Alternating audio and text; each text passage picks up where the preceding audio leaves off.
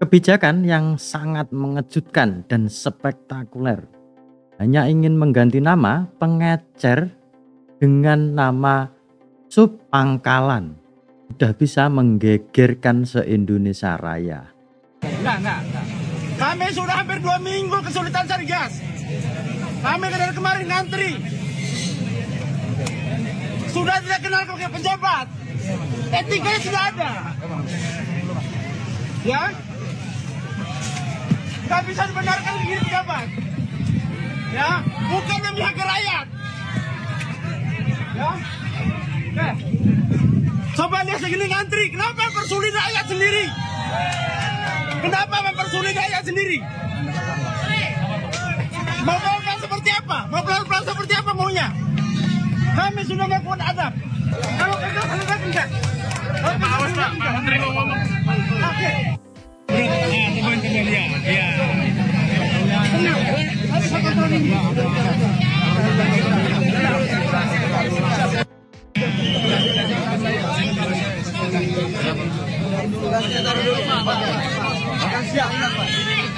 Siap. Sampai ke pengecer, sampai konsumen berapa? Kami tidak membela siapa yang mengambil keuntungan. Kami butuh, dapur kami harus ngebul. Kami jualan, harus jalan. Jangan dimiskinkan kami. Niat saya itu baik. Karena subsidi kita itu 87 triliun per tahun. Tujuannya untuk masyarakat. Bagian kita punya gas ini dipakai untuk oplosan. Betul. Industri. Betul. Ada lagi harganya dinaikkan 25.000 sampai 30.000. Betul, kami dengar. Nah, karena itu pemerintah berkewajiban untuk memastikan semua subsidi bisa tepat sasaran. Nah, karena itu kita lakukan penataan.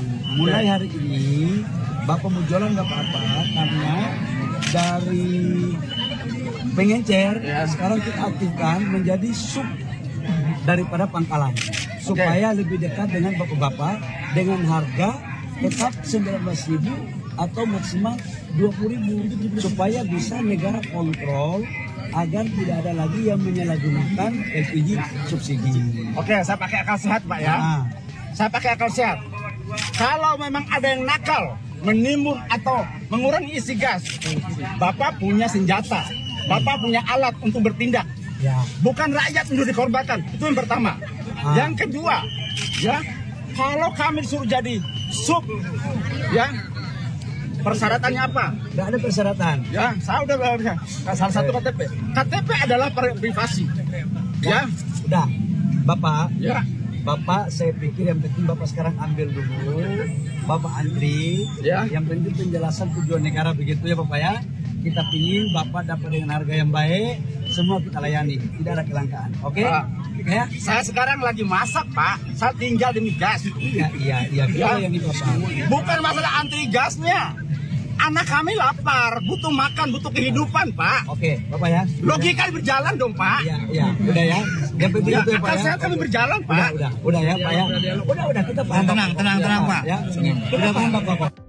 Ini pemerintah kalau bikin peraturan yang bener lah. Dipikir dulu yang serius gitu loh. Bakalan jadi gimana dampak dari peraturan itu.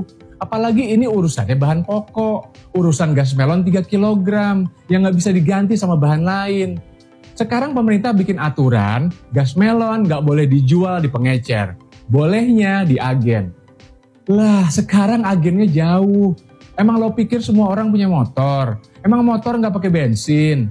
Lo bayangin kalau emak-emak yang harus jalan kaki 2 km bahkan lebih, nenteng-nenteng tabung gas kosong sama gendong anaknya. Pulangnya dia lebih berat, karena tabungnya udah ada isinya. Orang yang sehat aja bisa jadi sakit. Lah gimana kalau nenek-nenek? Agen gas jam 5 sore udah tutup. Lah kalau gas habis jam 7 malam gimana? Rakyat nggak bisa makan sampai agen gas buka. Gitu. Terus gimana nasib tabung gas kosong yang ada di pengecer sekarang? Terus gimana pendapatan para pengecer? Pemerintah mikir dong, hidup rakyat sendiri kok dibikin susah. Hanya demi untuk mendapatkan hak mereka atas gas melon 3 kg. Yang sebenarnya udah jadi kewajiban pemerintah untuk memenuhi itu. Lah kok untuk dapat hak aja, sekarang malah dipersulit. Rakyat itu bukan pengemis yang mentang-mentang miskin jadi bisa diperlakukan seenaknya. Rakyat itu bukan mengemis subsidi. Rakyat cuma menuntut hak mereka atas subsidi. Subsidi itu bukan belas kasihan pemerintah. Subsidi adalah kewajiban pemerintah. Kewajiban pemerintah karena pemerintah nggak bisa bikin rakyatnya mampu dan sejahtera. Gue tahu kalau gas melon cuma untuk orang miskin.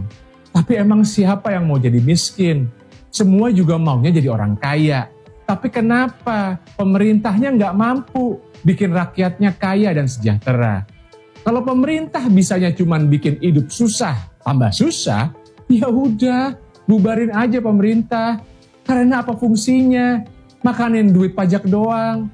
Sekarang lo bayangin, beli gas melon harus pakai KTP sama kakak. Rakyat itu mau beli gas, bukan mau ngelamar kerja.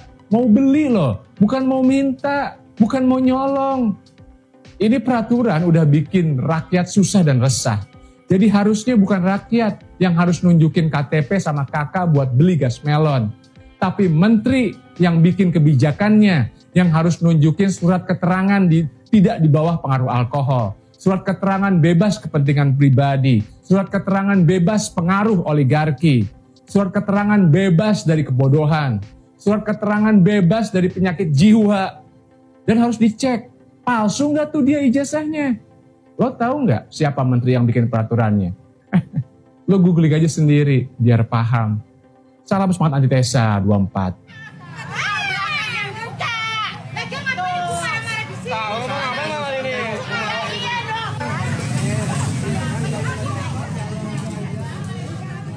Warga yang kesal karena sudah antre sejak pagi memprotes karyawan toko soal antrean calon pembeli.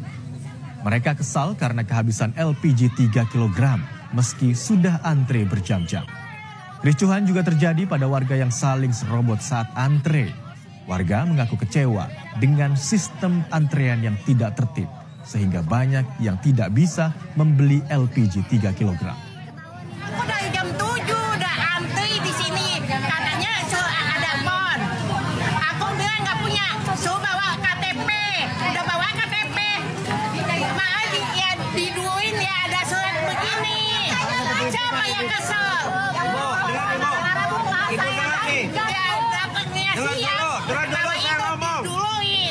Lebih efisien beli di pengecer, mahal dikit nggak apa-apa. Bisa jadi yang jauh lebih dari pangkalan lebih boros. Kita lihat statement Menteri Keuangan Bu Sri Mulyani bahwasanya LPG melon itu 12.000. Kalau kita urai di pangkalan sudah 18.000. Di pengecer rakyat kecil sudah sampai 20.000. Berarti yang mahal itu sebelum ke pangkalan. Nah, itu yang harus diselesaikan, bukan yang pengecer kecil dimatikan. Lebih efisien beli di pengecer, mahal dikit.